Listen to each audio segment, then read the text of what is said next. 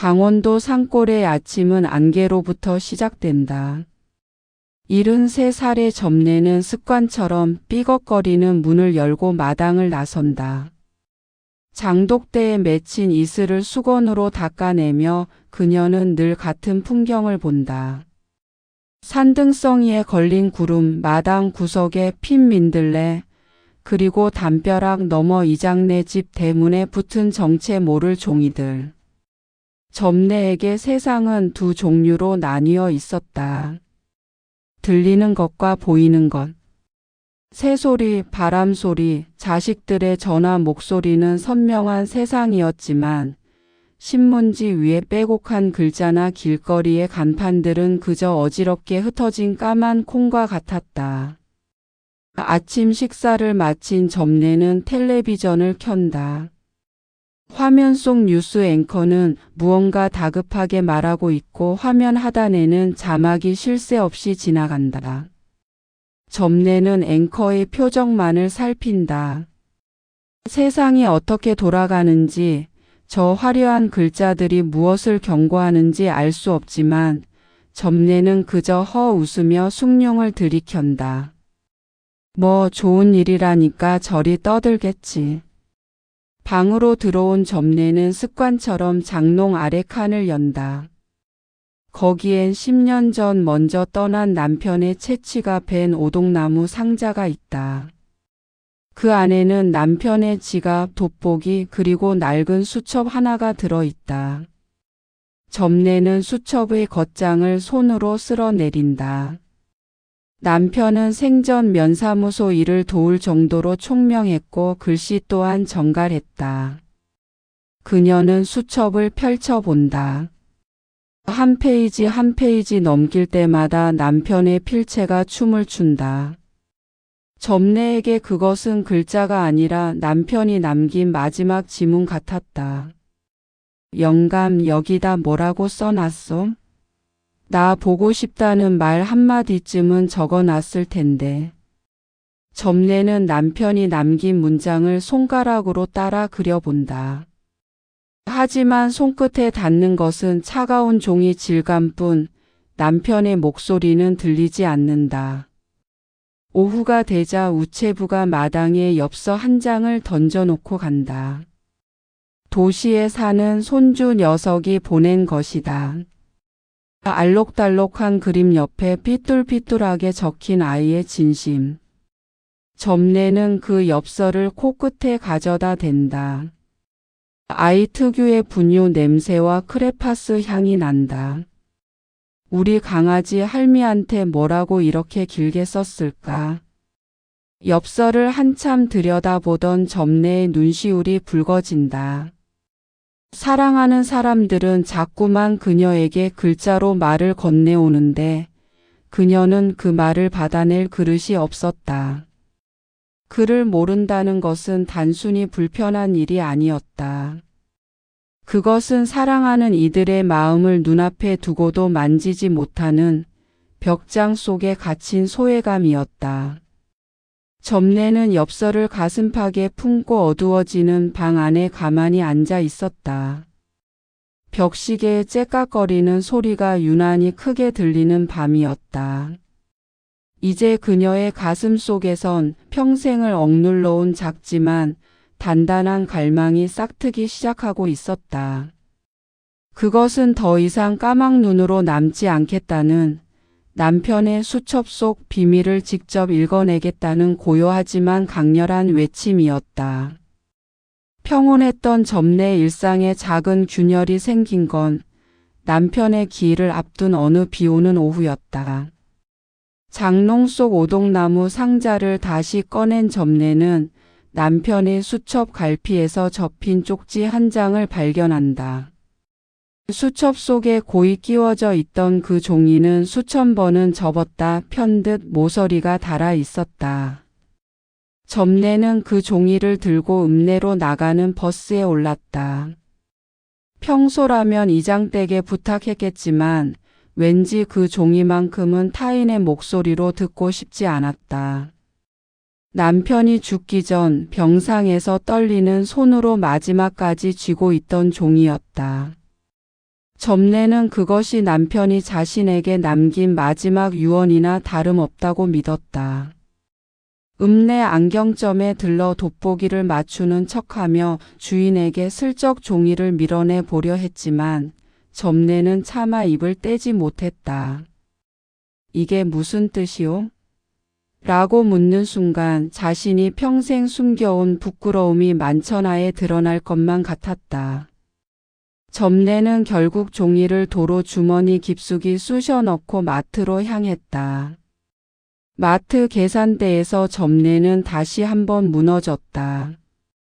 손주에게 보내줄 과자 꾸러미를 계산하려는데 할인 쿠폰이라며 내민 종이가 문제였다.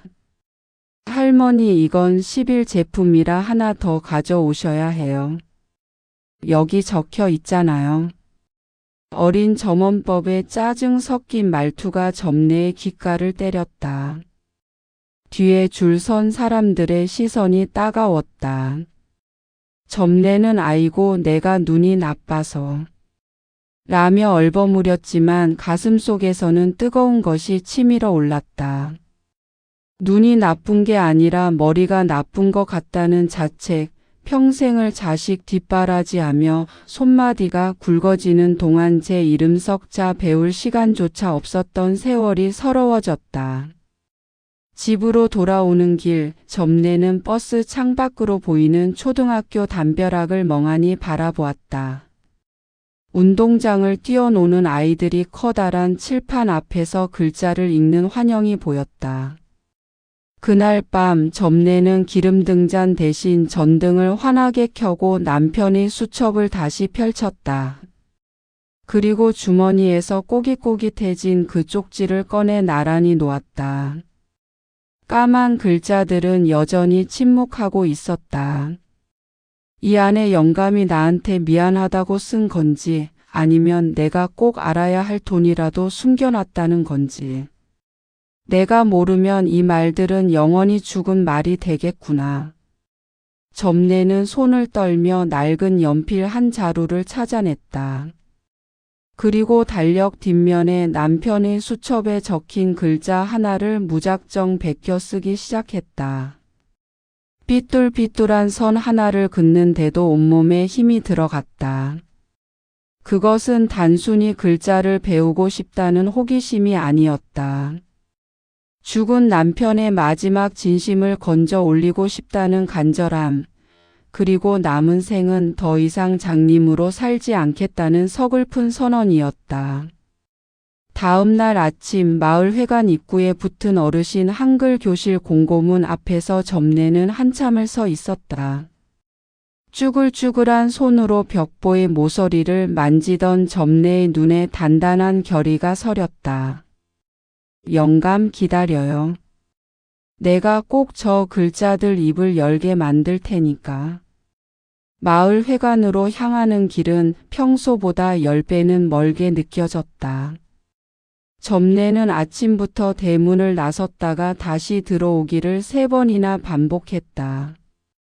손때 묻은 보자기 안에는 손주가 쓰다 남은 공책 한 권과 몽당 연필 한 자루, 그리고 혹시 몰라 선생님께 드릴 생각으로 싼 따끈한 감자 몇 알이 들어 있었다. 이 나이에 무슨 공부라고. 동네 사람들 보면 비웃기나 안 할라나. 점례는 자꾸만 움츠러드는 어깨를 다잡으며 마을 회관 앞마당에 들어섰다. 회관 입구에는 어르신 한글 교실 마이너스 글꽃 피는 방이라는 작은 팻말이 서 있었다. 점례는 그 글꽃이라는 단어를 읽지는 못했지만 옆에 그려진 화사한 꽃 그림을 보며 잠시 숨을 고를 수 있었다. 미닫이 문을 여는 손이 미세하게 떨렸다. 문틈 사이로 고소한 분필 가루 냄새와 노인들의 낮은 웅성거림이 새어나왔다. 점례가 고개를 들이밀자 이미 5-6명의 할머니들이 옹기종기 모여 앉아 있었다. 평생 밭이라며 얼굴을 익힌 동네 동무들이었지만 오늘따라 그들이 들고 있는 연필과 공책이 생소한 무기처럼 보였다. 어이구, 점례 형님도 오셨네. 형님도 글 배우러 왔어? 이웃집 순이 엄마가 아는 체를 하자 점례의 얼굴이 순식간에 달아올랐다. 아니 그게 이장이 하도 가보라고 성하길래. 점례는 짐짓 무심한 척 맨 뒷구석 자리에 가 앉았다. 잠시 후 도시에서 온 젊은 여선생님이 들어왔다. 선생님은 칠판에 커다란 종이를 붙이고는 환하게 웃으며 말했다. 여러분, 오늘부터 우리는 세상에서 가장 아름다운 말을 배울 거예요. 내 이름을 직접 쓰고 사랑하는 사람에게 편지를 쓰는 법을요. 선생님이 칠판에 기억을 크게 적었다. 점례는 눈을 가늘게 뜨고 그 모양을 살폈다. 낯 같기도 하고 굽어버린 자신의 등 같기도 한 기억. 선생님의 지시에 따라 점례는 떨리는 손으로 공책의 첫 줄에 선을 그었다. 기억. 기억. 입술 모양을 따라 소리를 내보았다. 평생 혀끝에서만 맴돌던 소리가 연필 끝을 타고 하얀 종이 위에 처음으로 발자국을 남기는 순간이었다. 딱딱한 연필심이 종이를 긁는 사각 소리가 점례의 귓가에 천둥처럼 크게 울렸다. 손바닥에 땀이 배어 공책이 눅눅해졌지만 점례는 연필을 놓지 않았다. 옆자리 할머니가 아이고 손가락 아파 죽겠네라며 투덜거리는 소리도 밖에서 들리는 경운기 소리도 이제 점례에게는 들리지 않았다. 점례의 우주는 오직 칠판 위에서 반짝이는 하얀 분필 자국과 자신의 거친 손끝에 집중되어 있었다. 수업이 끝나고 회관을 나서는 점례의 발걸음은 아침과는 사뭇 달랐다. 여전히 글자를 읽을 수는 없었지만 이제 그녀의 보자기 가방 안에는 꿈이라는 무거운 보물이 들어 있었다. 집으로 돌아가는 길목에 핀 이름 모를 풀꽃들을 보며 점례는 속삭였다. 조금만 기다려라. 내가 조만간 내 이름이 뭔지 꼭 불러줄 테니까. 한글 공부는 점례의 생각만큼 호락호락하지 않았다. 낯 놓고 기억자도 모른다는 말은 옛말이었다. 낯을 수만 번 휘둘러 굳은 살이 박인 점례의 손가락은 깃털보다 가벼운 연필 한 자루를 제어하는데 매번 실패했다. 아이고 이놈의 손가락이 내 말을 안 듣네. 밭일할 때는 그리 팔팔하더니. 집으로 돌아온 점례는 달력 뒷면에 니은과 디귿을 수천 번씩 써 내려갔다.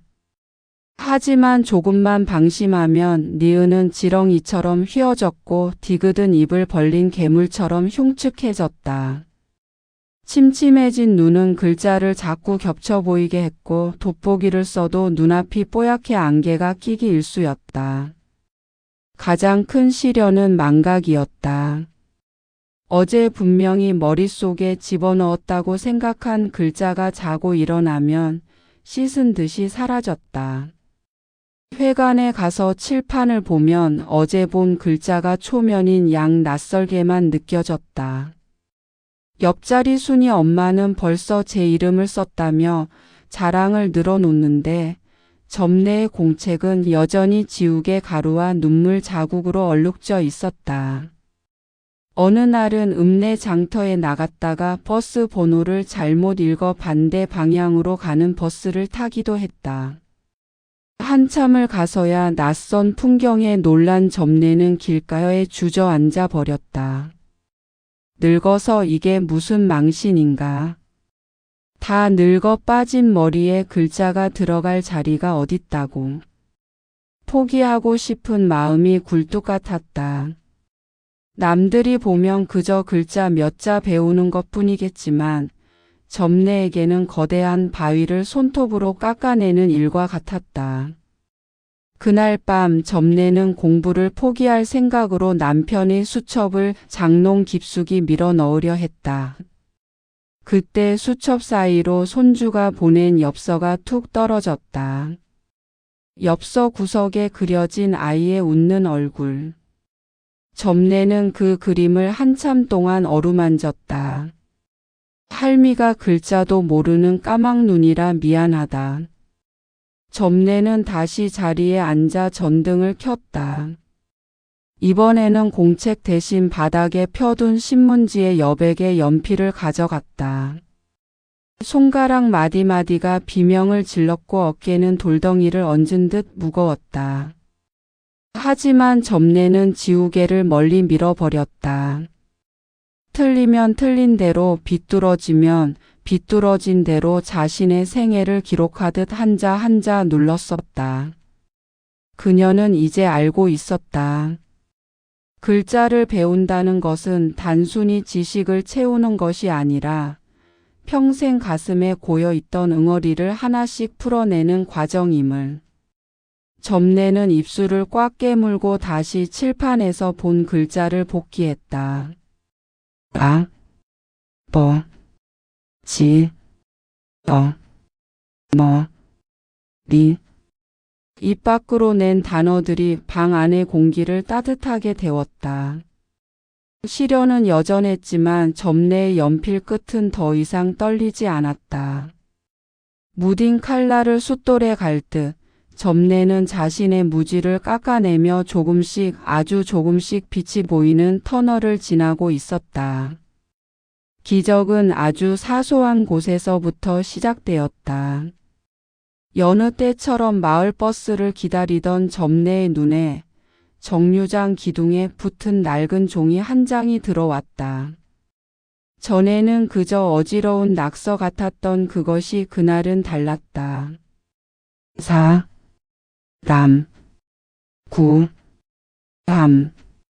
점례는 저도 모르게 입술을 달싹이며 소리를 내보았다. 한 글자씩 또박또박 입 밖으로 튀어나온 소리가 뇌를 거쳐 가슴에 닿는 순간 점례의 등 줄기에 전율이 일었다. 어머나, 내가 읽었네. 내가 읽었어. 그날 이후 점례의 세상은 거대한 도서관으로 변했다. 읍내로 나가는 길목, 늘 지나치던 구멍가게의 간판이 상회라는 이름을 가졌다는 것을 알게 되었고 길가에 수줍게 핀 꽃 옆에 팻말이 민들레라는 것을 깨달았다. 글자들은 마치 오랫동안 숨어있던 요정들처럼 점례가 다가갈 때마다 제 이름을 속삭이며 정체를 드러냈다. 점례는 마트에 가서도 더 이상 다른 사람의 눈치를 보지 않았다. 당당하게 간장병을 들고 진간장 3글자를 확인했다. 그래, 이게 진간장이었구먼. 혼잣말을 내뱉는 점례의 목소리엔 힘이 실려 있었다. 이제 그녀는 10일 쿠폰을 당당히 내밀었고 손주에게 보낼 과자 봉지에 적힌 딸기맛이라는 글자를 보고 미소 지었다. 하지만 가장 큰 성취는 집 안에서 기다리고 있었다. 점례는 떨리는 손으로 장롱 깊숙이 넣어두었던 남편의 수첩을 꺼냈다. 돋보기를 고쳐 쓰고 남편의 휘갈겨 쓴 필체 사이에서 자신이 배운 글자들을 보물찾기 하듯 찾아내기 시작했다. 점, 레, 야, 고, 생, 만, 앗, 다. 수첩의 한 귀퉁이 남편이 생전에 무심히 적어놓은 듯한 그 문장을 읽어낸 순간 점례는 자리에 주저앉아 대성통곡했다. 10년 동안 눈앞에 두고도 듣지 못했던 남편의 목소리가 종이를 뚫고 나와 점례의 귓가를 울렸다. 글자는 단순한 기호가 아니라 시간을 건너온 남편의 거친 손길이었고 따뜻한 위로였다. 점례는 수첩을 가슴에 꼭 껴안았다. 영감, 이제 보여요. 영감이 무슨 마음으로 이 글자들을 남겼는지 이제야 알겠소.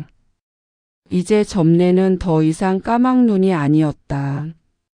그녀는 세상이 건네는 수많은 대화에 응답할 준비가 된 당당한 관객이자 주인공이 되어 있었다. 까만 콩 같았던 글자들은 이제 점내의 인생을 환하게 밝히는 등불이 되어 앞길을 비추고 있었다. 글자를 읽게 된 기쁨은 잠시였다. 점내에게는 이제 더 크고 가파른 산이 나타났다. 바로 자신의 마음을 글로 옮기는 일쓰기였다. 읽는 것이 남의 말을 듣는 것이라면 쓰는 것은 가슴 속에 묻어둔 70년의 세월을 끄집어내는 일이었다. 한글 교실 선생님은 숙제를 내주었다. 가장 사랑하는 사람에게 편지를 써오세요. 점내는 그날 밤 책상 앞에 앉아 하얀 종이를 펴놓고 꼬박 밤을 지새웠다. 머릿속에는 남편에게 하고 싶은 말, 자식들에게 미안했던 일, 혼자 사겨온 서러움들이 강물처럼 출렁거렸다. 하지만 연필을 쥐자 그 강물은 단 한 방울의 이슬도 되어 나오지 않았다. 영감, 나 사실은 당신 처음 만난 날 무서웠어. 아들아, 내 등록금 못 해줘서 엄마는 아직도 가슴이 아프다. 마음속 대사는 이토록 유려한데 종이 위로 내려앉은 글자는 영감, 아들 두 단어에서 멈춰버렸다. 받침은 자꾸 틀렸고 글씨는 지렁이가 기어간 듯 볼품없었다. 지우개로 박박 지우다 보니 하얀 종이에는 구멍이 났다. 그 구멍은 마치 점내의 무지한 가슴에 난 구멍 같았다. 에잇, 이놈의 손가락. 이놈의 머리.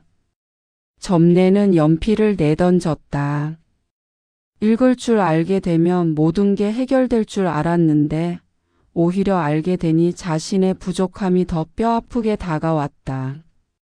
남들은 시도 쓰고 일기도 쓴다는데 자신은 고작 이름 석 자와 단어 몇 개에 쩔쩔매는 꼴이 한심했다.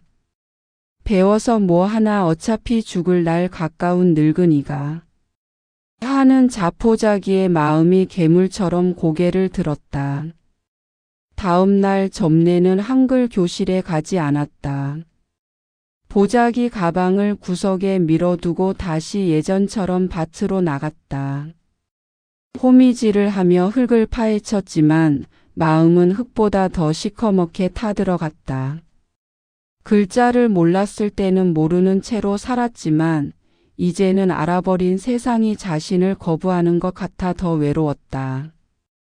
그때 읍내 우체국에서 일하는 직원이 오토바이를 타고 집 앞에 섰다. 할머니, 이거 반송된 편지예요. 주소가 틀렸나 봐요. 그것은 점내가 며칠 전 큰맘 먹고 아들에게 보냈던 엉성한 편지였다. 주소를 잘못 적어 돌아온 그 편지 봉투에는 수치인 불명이라는 차가운 도장이 찍혀 있었다. 점내는 그 도장을 멍하니 바라보았다. 자신의 진심이 세상에 닿지 못하고 되돌아온 기분이었다. 내 마음은 이리도 큰데 종이 한 장에 담질 못하는구나. 점내는 그 자리에 주저앉아 돌아온 편지를 품에 안았다. 글자를 안다는 것이 이토록 아픈 일인 줄 몰랐다. 표현하지 못하는 진심은 표현하지 못하는 고통보다 더 컸다. 점내는 한참 동안 마당에 앉아 지는 해를 보며 눈물을 훔쳤다. 배움의 길에서 만난 가장 크고 높은 벽이었다. 반송된 편지를 붙들고 며칠을 앓던 점내는 문득 장롱 속 남편의 수첩을 다시 펼쳤다. 예전엔 그저 멋있게만 보였던 남편의 글씨들을 찬찬히 뜯어보았다.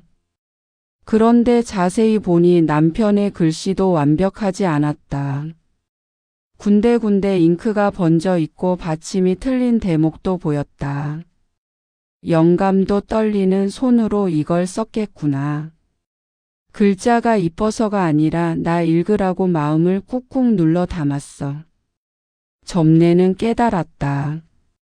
글씨가 예뻐야 하는 게 아니라 그 안에 담긴 마음이 진실해야 한다는 것을.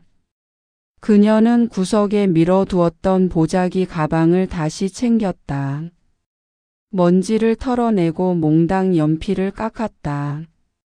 그리고 다시 마을 회관 글꽃 피는 방의 미닫이 문을 열었다. 어머, 점례 할머니 오셨네요. 젊은 선생님이 반갑게 맞이했다. 점례는 쑥스러운 듯 맨 뒷자리 대신 이번에는 선생님과 조금 더 가까운 중간 자리에 앉았다. 선생님은 칠판에 큰 글씨로 사랑이라고 적었다. 여러분, 편지는 잘 써보셨나요? 글씨가 틀려도 괜찮아요. 맞춤법이 어긋나도 상관없습니다. 여러분의 마음이 종이 위로 옮겨졌다는 것 그 자체가 기적이니까요. 그 말에 점례는 가슴속 응어리가 사르르 녹아내리는 것을 느꼈다. 점례는 반송되었던 편지 봉투를 뜯어 새로운 종이를 꺼냈다. 그리고 더 이상 주눅 들지 않고 연필을 쥐었다. 아들에게. 엄마가 글자를 배워서 처음으로 편지를 쓴다. 주소를 잘못 써서 돌아왔더구나. 다시 쓴다. 아들아, 밥 잘 먹고 다니거라. 사랑한다. 한자 한자 적어 내려가는 점례의 손끝에 힘이 들어갔다. 사랑한다는 내 글자를 쓸 때는 눈물 한 방울이 종이 위로 툭 떨어졌다. 하지만 이번에는 지우개로 지우지 않았다. 그 눈물 자국마저 자신의 편지 일부분이라 생각했기 때문이다. 수업이 끝나고 돌아오는 길, 점례의 눈에는 세상이 이전과 또 다르게 보였다. 전에는 글자가 정답으로 보였다면 이제는 이야기로 보였다. 버스 정류장의 낙서도 마트의 전단지도 누군가의 치열한 삶과 진심이 담긴 목소리로 다가왔다. 점례는 이제 더 이상 글자 앞에서 도망치지 않았다. 그녀는 이제 글을 읽을 줄 아는 노인을 넘어 자신의 삶을 기록할 줄 아는 사람으로 돌아왔다. 집 마당에 도착한 점례는 남편의 기일을 위해 사둔 술병 옆에 자신이 쓴 편지를 나란히 놓았다. 영감, 나 다시 시작했어. 내 글씨가 좀 못생겼어도 영감은 다 알아들을 거지요. 노을 아래 점례의 그림자가 길게 늘어졌다. 그 그림자는 더 이상 외롭지 않았다. 종이와 연필 그리고 그 안에 담긴 자신의 진심과 함께였기 때문이다. 점례는 이제 인생의 마지막 장을 자신의 손으로 직접 써 내려갈 준비가 되어 있었다. 마을 회관 글꽃 피는 방의 졸업식 날. 회관 앞마당에는 오색 풍선이 매달렸고 할머니들의 서툰 글씨가 담긴 공책들이 전시되었다. 점례는 평소 아껴두었던 옥색 한복을 꺼내 입고 머리를 정갈하게 빗어 넘겼다. 거울 속에 비친 자신의 모습이 오늘따라 낯설면서도 대견했다. 자, 다음은 김점례 어르신의 소감 발표가 있겠습니다. 선생님의 부름에 점례는 가슴을 부여잡고 무대 앞으로 나갔다. 수십 명의 동네 사람과 자식들이 지켜보는 자리.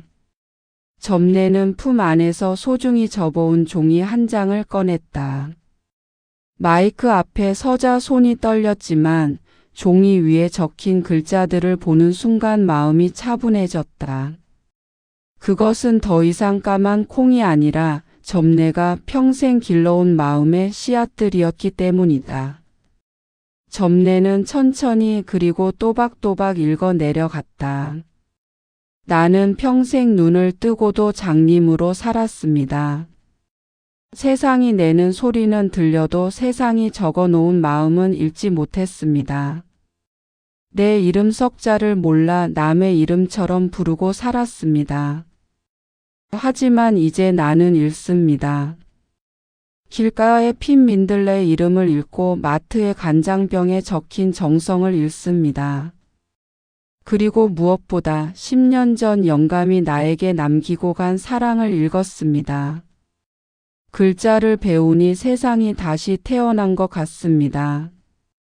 삐뚤삐뚤한 내 글씨가 부끄러워 숨기도 했지만 이제는 압니다.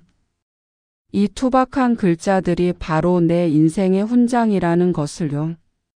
나를 기다려준 자식들아, 할미의 서툰 편지를 읽어주어 고맙다. 영감, 이제 나도 당신에게 편지를 보낼 수 있게 됐어. 낭독이 끝나자 잠시 정적이 흘렀다. 이윽고 회관이 떠나갈 듯한 박수 소리가 터져 나왔다. 맨 앞줄에 앉아 있던 아들과 손주들이 눈물을 훔치며 달려와 점례를 껴안았다. 점례는 환하게 웃었다. 그 웃음은 평생의 한을 씻어낸 이만이 지를 수 있는 세상에서 가장 아름답고 고귀한 미소였다. 집으로 돌아오는 길, 점례는 마을 버스 정류장에 잠시 멈춰 섰다. 노을이 지는 하늘 아래 정류장 안내판에 적힌 지명들이 하나하나 눈에 들어왔다. 점례는 손가락으로 그 글자들을 조용히 짚어보았다. 이제 그녀에게 세상은 해석할 수 없는 미로가 아니라 언제든 말을 걸어주는 다정한 친구였다. 마당에 들어선 점례는 장독대 위에 놓인 남편의 수첩 옆에 자신의 졸업장과 첫 편지를 나란히 놓았다. 바람이 불어 수첩과 편지가 함께 살랑거렸다. 마치 남편과 점례가 못다 한 이야기를 나누는 듯 했다. 영감, 나 오늘 졸업했어. 이제 내 인생은 내가 직접 써 내려갈라요. 점례는 더 이상 과거를 후회하지 않았다. 글자를 몰라 헤매던 그 긴 시간조차 오늘 이 환희를 위해 준비된 과정이었음을 깨달았기 때문이다. 70의 나이 점례 할머니의 인생은 이제 막 첫 페이지를 넘겼다. 하얀 종이 위에 새겨질 그녀의 남은 이야기는 그 어떤 명작보다 찬란하고 뜨거운 꽃향기를 머금고 있었다.